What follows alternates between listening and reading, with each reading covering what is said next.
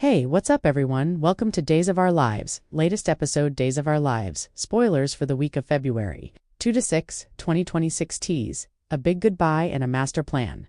Stefano's the late Joe Muscolo death has been hanging over the DiMeras for years, unsure whether he was truly gone or if the phoenix would rise again. But now that the mysterious bones in the crypt have been identified as the DiMera patriarchs, it's time his family says a final goodbye. While many in Salem would love to dance on Stefano's grave, others are mourning this newfound truth about Salem's ultimate villain. Friday will bring his memorial, which will be felt across Salem by both Stefano's loved ones and his enemies. As if that's not enough DiMera drama for 1 week, Monday will bring more clashing between Kristen, Stacy Hyduck, and Brady Eric Martzolf over Rachel Alice Halsey, while Susan Stacy Hyduck is forced to admit she was wrong about Stefano being alive. Over in Alemania, Rafe Galen Gearing and Eli Lamone Archie have their sights set on Vivian Louise Sorrell for some answers. After the duo question her on Tuesday, she'll have an awfully convincing story for them on Wednesday, leading to Gabby's Sherry Jimenez family having to comfort her, presumably when they learn that Stefan Brandon Barish is also truly dead.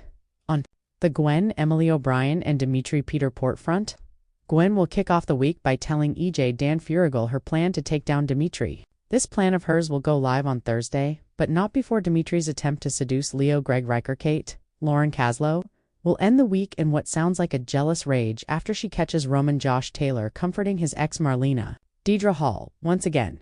All this while, Holly Ashley Puzemis and Sophia Rachel Boyd finally reconcile, and Liam Hank Northrup is forced to apologize to Abe James Reynolds after Rafe gets the truth about the DiMera kidnappings out of him. Asterisk. As the next era of Salem begins, it does not arrive with peace. It arrives with unfinished business. Because in a town built on secrets, even a final bye-bye can become the start of a larger war. Stefano DiMera's confirmed death closes one door, but it opens many others, and the people of Salem are about to learn that the end of a legend does not end the danger, it simply changes the shape of it.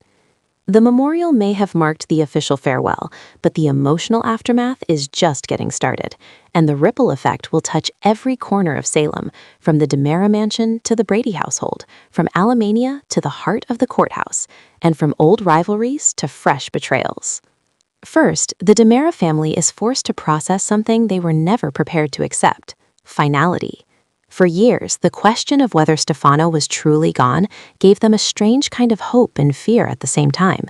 If he was alive, he might return to save them or punish them, but either way, he was still a presence. Now, that presence is gone, and the DiMera name is suddenly exposed. Power without its founder becomes unstable, and instability invites enemies. Even those who claim to be mourning are also calculating. Who inherits influence now? Who becomes the face of the empire? Who controls the secrets? Who controls the money? Who controls the narrative? And who gets blamed for whatever comes next? And it does not take long before grief turns into conflict, because on Monday, the tension between Kristen and Brady reignites with full force. And this is not just another argument. This is a battle for control over Rachel's future. Kristen is not the type to lose quietly. She never has been. She operates from emotion, obsession, and a belief that love justifies any action. Brady, on the other hand, has reached a point where he wants stability, structure, and a safe environment for Rachel. But he is dealing with someone who sees boundaries as obstacles, not rules. Their clash is expected to turn intense, because both of them believe they are the hero in Rachel's story. And when two people believe they are saving a child, neither one thinks they are capable of being wrong. At the same time, Susan is forced into one of the most painful realizations of her life, that she was wrong about Stefano being alive. That admission is not small for Susan. For her, believing Stefano was still out there was more than hope. It was a way of making sense of a chaotic world. It was a coping mechanism. It was emotional survival. Now she must face reality, and reality brings grief. Because if Stefano is truly gone, then the time for miracles is over, and the time for consequences has begun. Susan's emotional breakdown will not just be about sadness, it will be about identity, because so much of her life has been connected to the DiMera saga. When that saga changes, she changes. Meanwhile, the storyline in Alemania moves like a slow, dangerous chess game. Rafe and Eli set their sights on Vivian, and Vivian is not a woman who answers questions without a reason. Vivian survives by controlling information. She knows how to smile while hiding a blade, how to sound convincing while leaving out the one detail that would destroy her story. On Tuesday, Rafe and Eli question her, looking for cracks, looking for inconsistencies, looking for anything they can use. But Vivian comes prepared. By Wednesday, she delivers an explanation that sounds solid enough to make even seasoned investigators pause. And that pause is exactly what she wants, because a convincing story buys time, and in Salem, time is power. But her story has a cost, and that cost falls on Gabi, because as the truth begins to settle, the horrifying possibility becomes harder to ignore, that Stefan may truly be dead. For Gabi, this is not just heartbreak, it is devastation mixed with rage. Stefan has been the center of her emotional universe, the person she fought for, the person she lost and found and lost again. If he is gone for real, then every sacrifice, every fight, every compromise becomes something else. It becomes a tragedy. And when Gabi feels trapped inside tragedy, she does not become quiet, she becomes dangerous. That is why her family will have to comfort her, not only because she is grieving, but because they know what grief can turn into when it mixes with anger and power. While the DiMera family is bleeding emotionally, another war is being planned in the shadows. Gwen starts the week by telling EJ her plan to take down Dimitri, and this is not a casual threat. Gwen is sharp, and she does not move without strategy. She has been underestimated before, and she remembers every time someone dismissed her. Now she wants control of the narrative, control of the trap, and control of the outcome. She shares her plan with EJ because she wants an ally with resources, someone who understands games, someone who knows that in Salem, you do not win with emotion, you win with timing. But Gwen's plan also carries risk because Dimitri is not helpless. He is a manipulator too, and he fights with charm the way others fight with fists. That becomes clear when Dimitri attempts to seduce Leo. This move is not only about desire, it is about distraction, leverage, and influence. Leo is emotional, reactive, and often pulled by attention. Dimitri knows that. He knows that if he can pull Leo into his orbit, he can use him, whether as a shield, a weapon, or a source of information.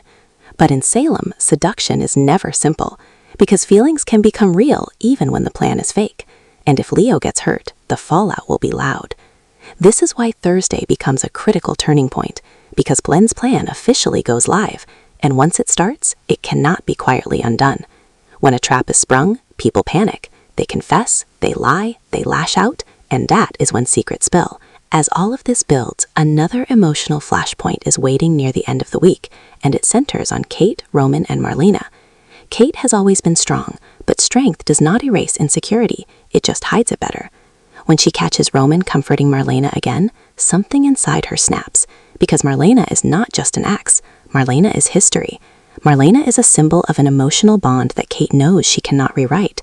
And when Kate feels like she is competing with a bond she cannot break, jealousy becomes rage. This is not about a simple hug. This is about Kate's fear that no matter what she does, part of Roman will always belong to Marlena. And fear makes people do things they regret. Still, Salem is not only conflict. There is also a rare moment of healing. Holly and Sophia finally reconcile, and that matters more than it seems. In a town where grudges last generations, reconciliation is powerful. It shows that people can evolve, that they can choose peace, that they can stop repeating the same cycles. Their reunion is like a small light in a week filled with shadows, but sometimes small lights matter most, because they remind everyone that not every story has to end in destruction. But accountability is also coming, and it is coming for Liam. After Rafe gets the truth about the DiMera kidnappings out of him, Liam is forced to apologize to Abe. This is not just a formality. This is exposure. It is shame. It is consequence. Because once the truth is spoken out loud, it changes how people see you. An apology does not erase what happened, but it is the first step toward owning it. The question is whether Liam's apology is genuine or whether it is simply survival. Because in Salem, some apologies are real and some are strategic. By the time the week reaches its final scenes, Salem is standing on unstable ground. Stefano's confirmed death has triggered a domino effect. The DiMera family is grieving and recalculating. Kristen and Brady are at war again. Susan is forced to accept reality. Vivian is spinning stories that may hide a deeper truth. Gabi is being pulled into a grief storm that could become revenge. Gwen is launching a master plan. Dimitri is playing seduction as a weapon. Kate is about to explode with jealousy. Holly and Sophia are rebuilding a bridge, and Liam is facing consequences that could reshape his future. And the most important truth is this: Salem is entering a new chapter, but it is not a clean chapter. It is stained with old blood, old secrets, and new ambition. Because when a figure like Stefano is finally confirmed gone, the world does not become safer. It becomes unpredictable. A powerful villain being removed does not end villainy. It creates a vacuum, and vacuums do not stay empty for long. So the real question heading into this week is not simply who will mourn Stefano or who will celebrate him being gone. The real question is who will rise next, who will seize the Demera legacy, who will control the next wave of secrets, and who will be destroyed in the process. Because in Salem, power always has a price. And this week, everyone is about to pay something.